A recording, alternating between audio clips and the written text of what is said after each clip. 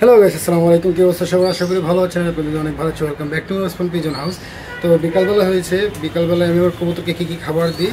আর খুব একটা ইন্টারেস্টিং জিনিস হলো, আজকে আমি খাবারের দিতে আসলাম, এর মধ্যে দেখলাম যে আমার কবুতরগুলো আমার ভয়েস শুনেই সবাই চলে আসছে। দেখুন, আমার কবুতরগুলো অলরেডি আমার কাছে চলে আসছে এখানে। তো আমি কী খাবার দিই বা কী করি বিকালবেলায় কবুতরের খুব কীভাবে পরিষ্কার রাখি, তো সব কিছু নিয়ে আজকে আমাদের এই ছোটোখাটো ব্লগ ভিডিও। তো আশা করি সবার থেকে ভালো লাগবে। যদি ভালো লেগে থাকে অবশ্যই লাইক, কমেন্ট, শেয়ার, সাবস্ক্রাইব এবং পাশে থাকবেন বেল আইকন টিপ দিয়ে। তো লেটস সি।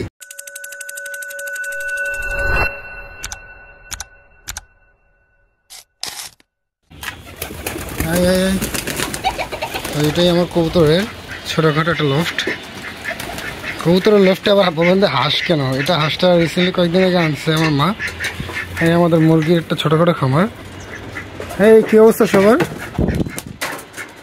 সবাই দেখেন, এখন আমি যদি একটু করে বাঁশির আওয়াজ দিই সবাই নিচে চলে আসবে। দেখেন,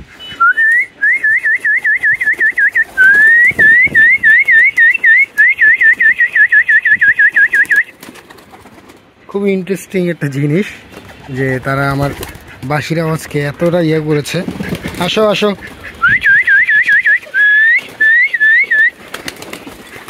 এটাই সবচেয়ে বড় ভালোবাসা এবং পাওয়া।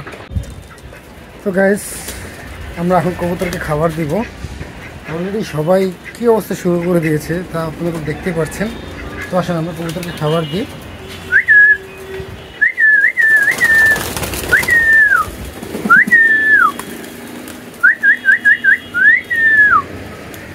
দেখুন আমার কবুতরগুলো দেওয়ার সাথে সাথে তাদের একটা টাইম আছে, তাদের একটা রুটিন আছে। আমি সবসময় এক্সট্রা কোনো আদর দিই না। তাদেরকে সবসময় চেষ্টা করি যেন 2 বেলা বা 3 বেলা খাবার দিই। যদি ডিমে থাকে অবশ্যই 3 বেলা খাবার দিই।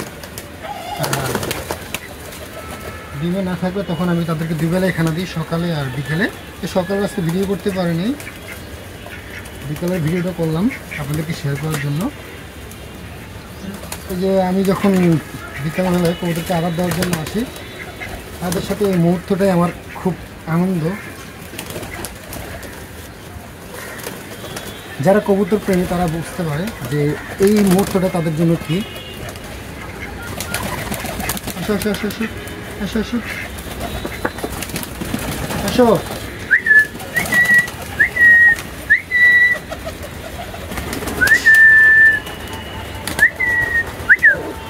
ওই দেখেন কি করে।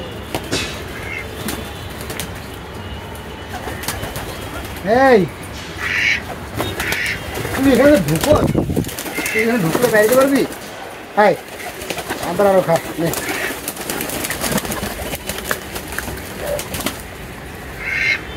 মানে ওদের যদি পেট না ভরে, ওরা তাদের অ্যাক্টিভিটিস দিয়ে বুঝিয়ে দেয় আমাদের তাদেরকে আরও খানার প্রয়োজন। দেখতে পেলেন এবার টিকটকে সে ছোটোখাটো একটা মুখের ভিতরেও সে ঢোকার চেষ্টা করতেছে, তার মানে তার পেটে প্রচুর খিদা।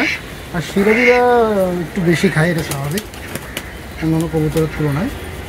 তো আমি আমার কবুতরের খাবারের আধারের মধ্যে রেখেছি গম, ভুট্টা, তারপর দানাদার খাবার আরও অনেক কিছু আছে এখানে, ডাল, মসুরির ডাল এগুলো ইউজ করি। বাট এখন শীতকাল, শীত পড়বে, যার কারণে আমি চেষ্টা করতেছি একটু সরিষা খাওয়াতে খাবারের সাথে মিক্স করে।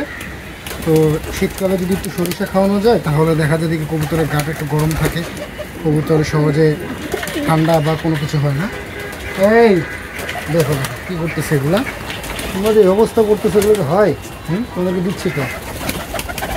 এই আচ্ছা আসো আসো আসো আসো আসো, দিচ্ছি দিচ্ছি দিচ্ছি।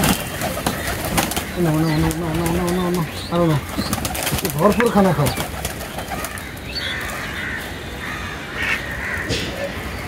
ইনশাল্লাহ আস্তে আস্তে আরও কিছু নতুন কালেকশন আসবে। যারা আমাকে অনেক আগে থেকেই ফলো করে রেখেছেন, সাবস্ক্রাইব করে রেখেছেন, তারা জানান আমি কজোড়া দিয়ে শুরু করেছি। আমি 1 জোড়া কবুতর দিয়ে শুরু করেছি।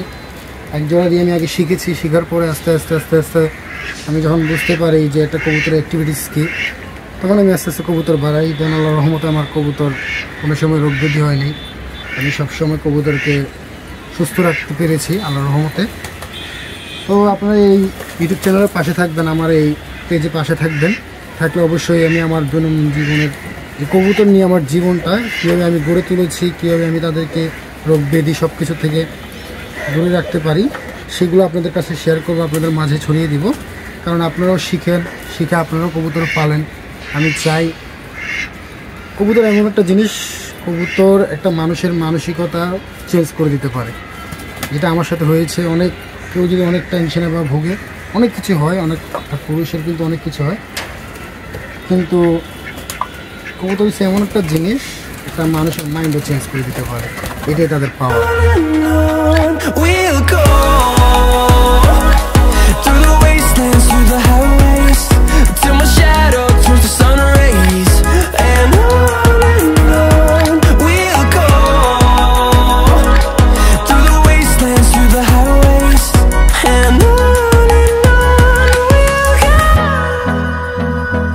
তখন ফাইনালি আমার কবুতরের খানা শেষ। এখন দেখতে পাচ্ছেন আমার কবুতরের পানির পাত্রের কী অবস্থা, কারণ আমি 2 দিন ছিলাম না।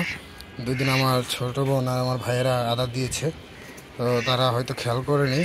পানির পাত্রটা তো অনেক পরিষ্কার, তো পানির পাত্রটা আমি এখন পরিষ্কার করবো, পরিষ্কার করে ওদেরকে খাবারের জন্য জল দেবো।